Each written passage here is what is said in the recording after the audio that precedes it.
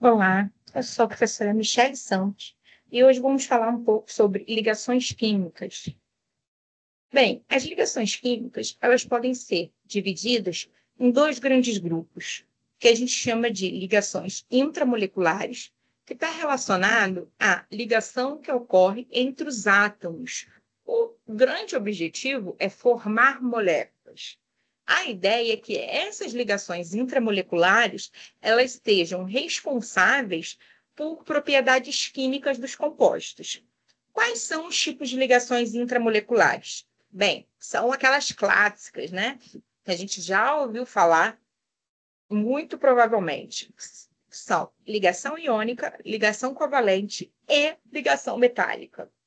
E o outro grande grupo se chama ligações intermoleculares. O prefixo inter, ele caracteriza que é entre moléculas.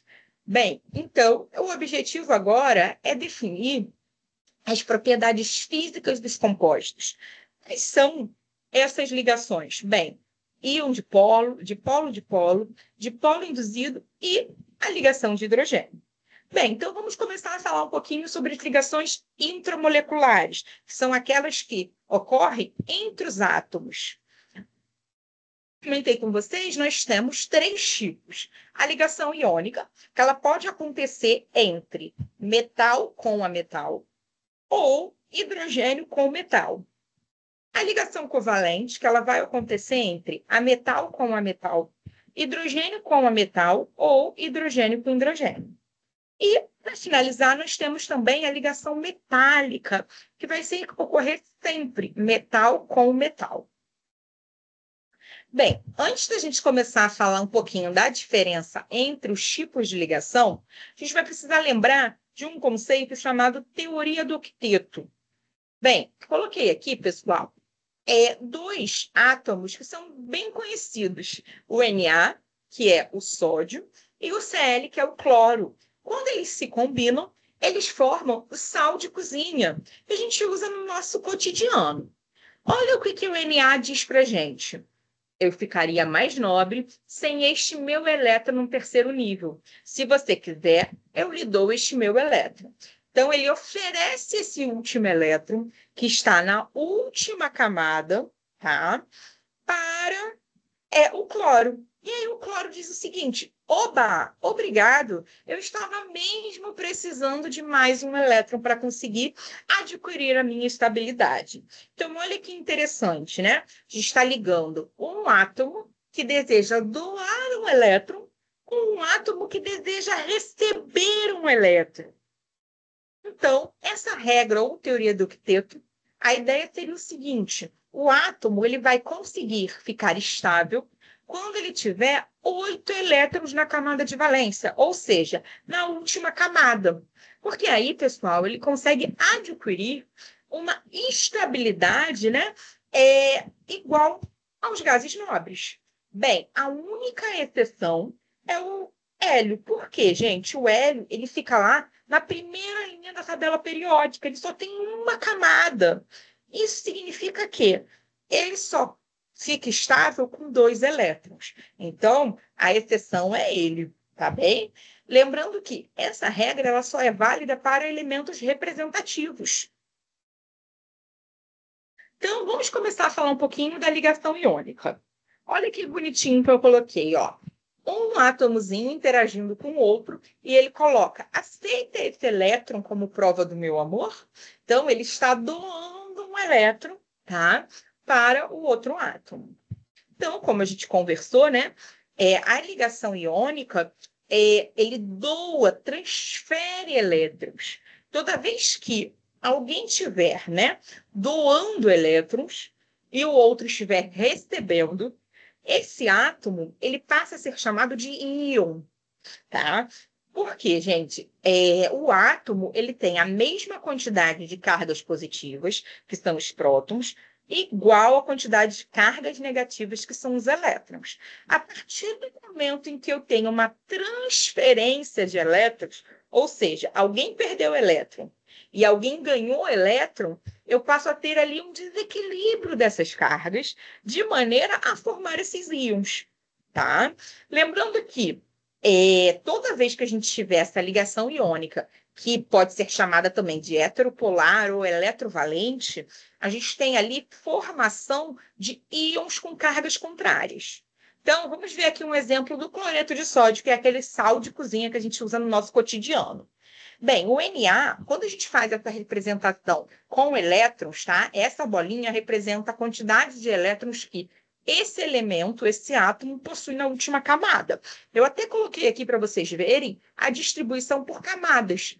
A primeira camada tem 2 elétrons, a segunda tem 8 e a terceira só tem uma camada. Quando a gente desenha os elétrons ao redor, a quantidade de elétrons é somente da última camada. E o Cl, pessoal, ó, ele tem 7 elétrons na última camada. Então, o que vai acontecer aqui? Ó? O sódio ele vai doar esse elétron para o cloro, ficando positivo. Por quê, gente? Toda vez que um átomo perder elétron, ele forma o cátion. Toda vez que um átomo ganhar elétrons, ele forma um ânion, ficando com carga negativa. E aí vocês reparem que aqui eu já represento essa fórmula iônica, o Na mais com o Cl menos. Bem, essa ligação iônica ela vai acontecer geralmente entre metais que são muito eletropositivos. O que significa isso, pessoal?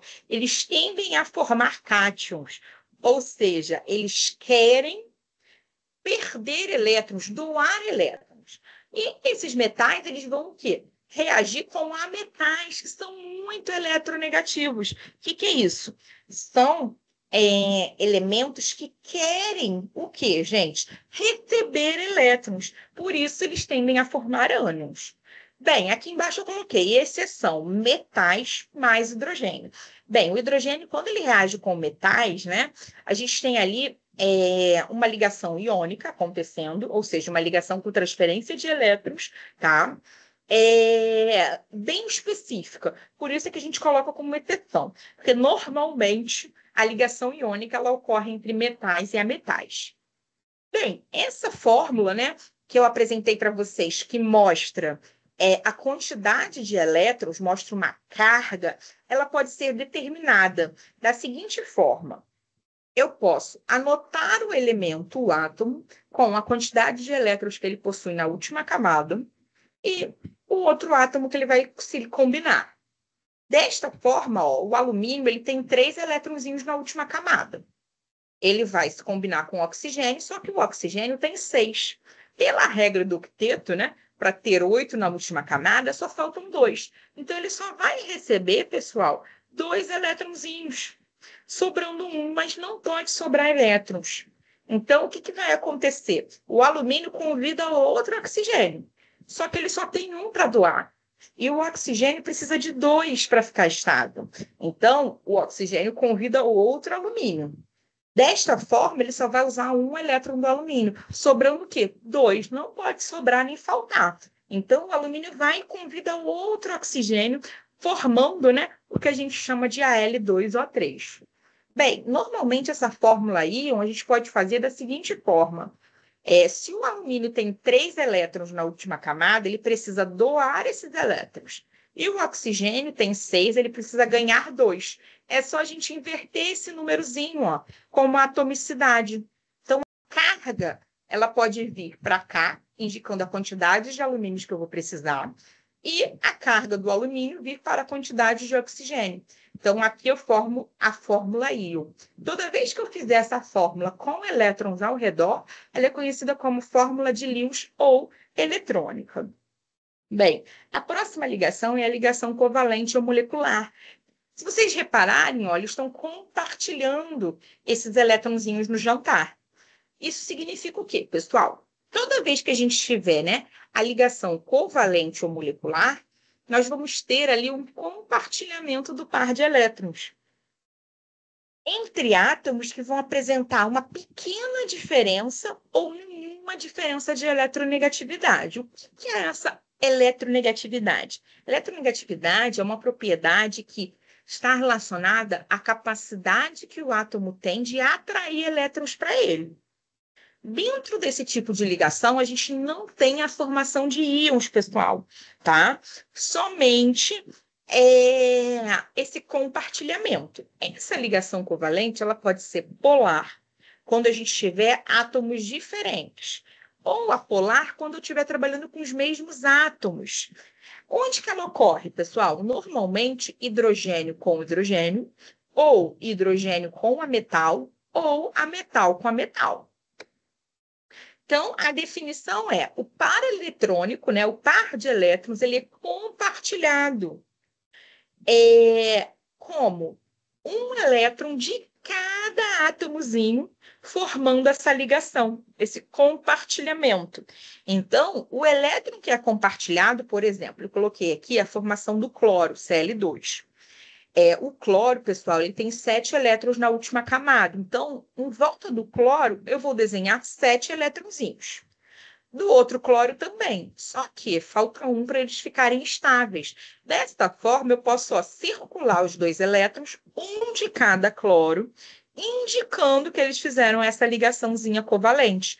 Então, na fórmula molecular, normalmente a gente coloca somente, né, os átomos envolvidos e a quantidade, que é esse doisinho aqui, a atomicidade. Na estrutural, a gente representa essa ligação covalente por um tracinho, por uma barrinha. Aqui eu coloco alguns exemplos de ligação covalente. Vamos pegar o nitrogênio para vocês olharem. O N2. O nitrogênio ele só tem 5 elétrons na última camada, só que ele precisa ter 8. Então, ele faz uma ligação tripla. Por isso, a gente tem aqui, ó, pessoal, 3 tracinhos. Tá? Lembrando que, com exceção do hélio, todos os demais elementos, né, representativos, ou seja, que estão, né, lá no bloco S e no bloco P da tabela periódica, eles vão se estabilizar com 8 elétrons. Bem, existe ainda uma possibilidade que é a ligação covalente coordenada ou dativa. A ideia é a seguinte: o par eletrônico que eu vou compartilhar agora, ele não vai ser um elétron de cada átomo, ele vai ser os 2 elétrons do mesmo átomo. Quando é que isso ocorre, pessoal? Vamos supor que um dos átomos já tenha se estabilizado. Então, ele já tem lá os 8 elétrons dele, mas algum outro átomo ainda não. Então, não tem problema, ele vai fazer esse compartilhamento, ao invés de ser um elétron de cada átomo, os 2 do mesmo átomo. Muitas vezes ele é representado por uma setinha, mas pode ser somente o tracinho convencional. Quando é que isso vai acontecer, pessoal? Os elementos do antigo grupo A da tabela periódica, né? Grupo 4A, que atualmente é o grupo 14, ou o grupo 5A, que é o grupo 15, o 6A, que é o grupo 16, e o 7A, que é o grupo 17, eles podem fazer essas covalentes, né, diferentes, com dativa. Se for do grupo 14, que é o antigo 4A, eles não fazem nenhuma dativa. Por quê? Eles têm 4 elétrons na última camada, obrigatoriamente eles só vão alcançar, né, essa possibilidade de fechar os 8 elétrons necessários quando ele fizer 4 covalentes comuns. O 5A, que seria, né, o antigo grupo 15, ele tem a possibilidade de fazer uma dativa. Não é obrigatório, tá, pessoal? Isso significa que ele tem um par de elétrons sobrando que pode acontecer dele fazer uma dativa. O 6A, que é o antigo 6A, que é o atual 16, ele pode fazer 2 dativas. E o 7A, que é o atual 17, né, pode fazer até 3. E para fechar, né, a ligação metálica, que vai acontecer sempre entre metal e metal.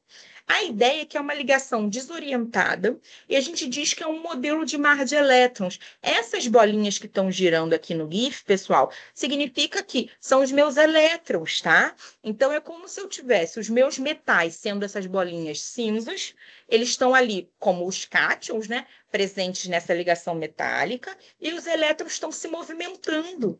Essa ligação ela apresenta uma boa condutividade térmica e elétrica, alta maleabilidade e ductibilidade. Então é isso, pessoal. Obrigada pela atenção de vocês.